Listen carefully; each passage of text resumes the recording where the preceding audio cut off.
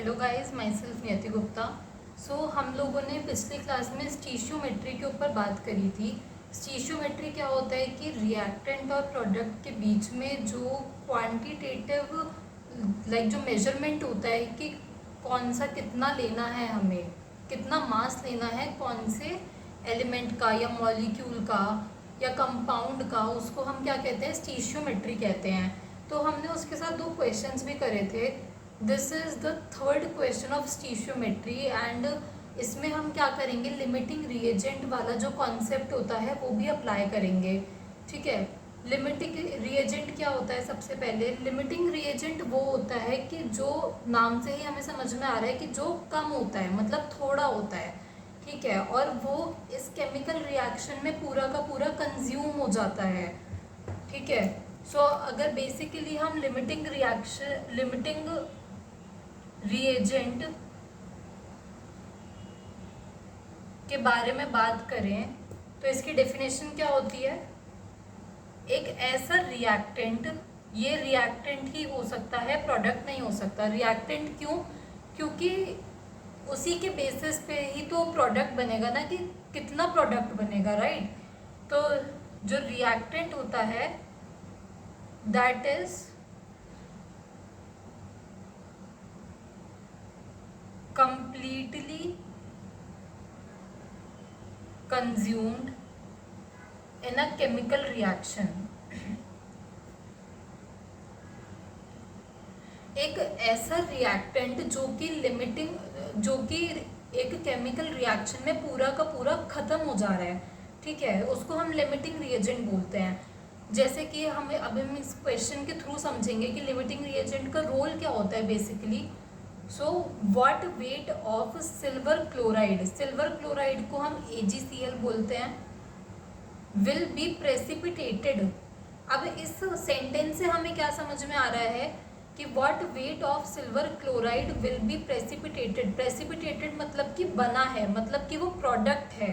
ठीक है, when solution containing, मतलब कि सोल्यूशन में क्या था, रिएक्टेंट साइड पे क्या था, NaCl और AgNO3 था। उसके बाद हमें ये रिएक्शन खुद से लिखनी थी, जो कि मैंने ऑलरेडी लिखी हुई है। AgCl बना और उसके बाद NaNO3 बचा था, वो हमने प्रोडक्ट साइड में लिख दिया। अब इसमें हमें AgNO3 का वेट दे रखा है, मतलब कि सिल्वर नाइट्रेट का, और NaCl का वेट दे रखा है, मतलब कि सोडियम क्लोराइड का। दोनों वेट हमें इसमें दे रखे हैं। वेट ऑफ AgNO3 मतलब कि सिल्वर नाइट्रेट कितना है, 5.77 ग्राम। एंड वेट ऑफ NaCl भी हमें दे रखा है, दैट मीन्स सोडियम क्लोराइड 4.77 ग्राम। अब हमें क्या करना है, वेट ऑफ AgCl मतलब कि सिल्वर क्लोराइड निकालना है। अब पिछले वाले क्वेश्चंस में हम लोगों ने क्या देखा था कि रिएक्टेंट साइड का वेट दे रखा है और प्रोडक्ट साइड का निकालना है। ठीक है, बट यहाँ पे तो हमें दो दो रिएक्टेंट्स का वेट दे रखा है, तो इसमें से हम कौन सा लें?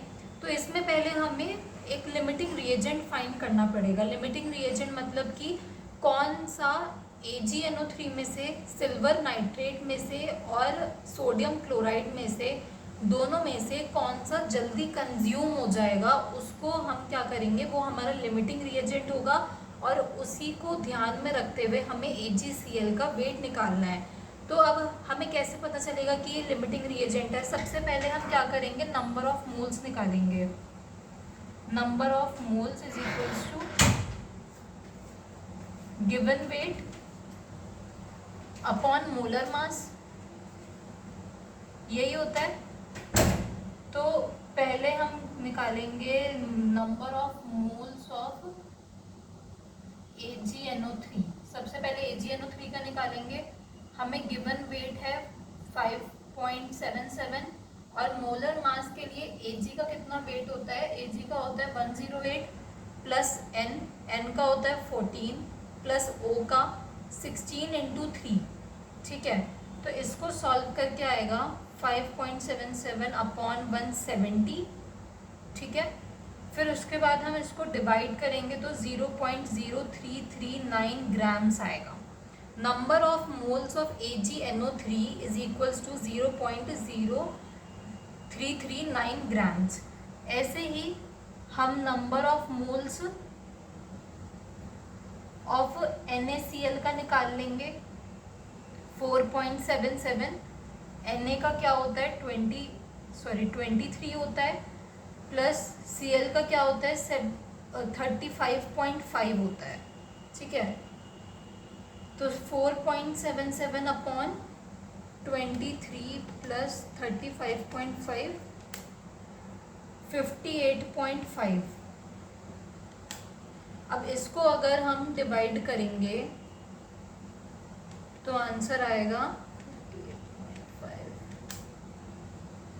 0.0815 मोल्स। सॉरी, यहाँ पे ग्राम नहीं है, ये मोल्स है, ठीक है। ओके, तो इससे हमें क्या पता चल रहा है 0.0339 और 0.0815। तो किसकी क्वांटिटी कम है? AgNO3 की क्वांटिटी कम है, तो ये क्या है? लिमिटिंग रिएजेंट है। AgNO3 is limiting reagent.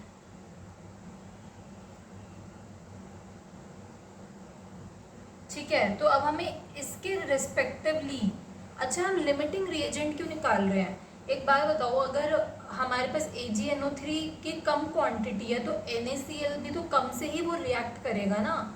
मतलब ये तो नहीं है कि ये पूरा का पूरा कंज्यूम हो जाएगा, ऐसा नहीं होगा। इसमें से कुछ क्या होगा, बच जाएगा। तो हम इसको ध्यान में रखते हुए नहीं कर सकते ये क्वेश्चन सॉल्व, मतलब कि AgCl का वेट हम नहीं निकाल सकते। ठीक है, तो हमें ये वाले ही नंबर ऑफ मोल्स कंसीडर करने पड़ेंगे कि जो कंपाउंड लिमिटिंग रिएजेंट है उसी को ध्यान में रखते हुए हमें AgCl का वेट निकालना पड़ेगा। क्यों? क्योंकि NaCl तो पूरा कंज्यूम ही नहीं हो पाएगा, तो ये इसके पूरे मोल्स होंगे ही नहीं, राइट। कुछ इसमें से बच जाएगा। ठीक है, अब हमें पता चल गया AgNO3 इज लिमिटिंग रिएजेंट। तो अब यहाँ पे स्टीशियोमेट्रिक कोफिशिएंट देखिए, यहाँ पे भी 1 है और यहाँ पे भी 1 है। तो 1 mole of AgNO3 gives 1 mole of AgCl, ठीक है, गिव्स 1 मोल AgNO3 का कितना मोल ऑफ AgCl दे रहा है? 1 ही मोल ऑफ AgCl दे रहा है। तो ना तो हम यहाँ पे कुछ डिवाइड करेंगे और ना ही कुछ मल्टीप्लाई करेंगे। इट मीन्स कि हम यहाँ पे यूनिटरी मेथड अप्लाई, मतलब होगा वो 1/1 करके हो जाएगा, ठीक है। तो नहीं होगा यहाँ पे। 0.0339 मोल्स ऑफ AgNO3 गिव्स 1/1, क्योंकि दोनों का स्टीशियोमेट्रिक कोफिशिएंट 1 है, इंटू 0.0339 मोल्स ऑफ AgCl, ठीक है। तो नंबर ऑफ मोल्स कितना आ गया AgCl का? नंबर ऑफ मोल्स 0.0339 आ गया ऑफ AgCl। अब अगर हमें इसका वो निकालना है वेट, तो हम यही सेम फॉर्मूला अप्लाई करेंगे। नंबर ऑफ मोल्स ये होते हैं गिवन मास, मोलर मास क्या होगा इसका? 108.35.5,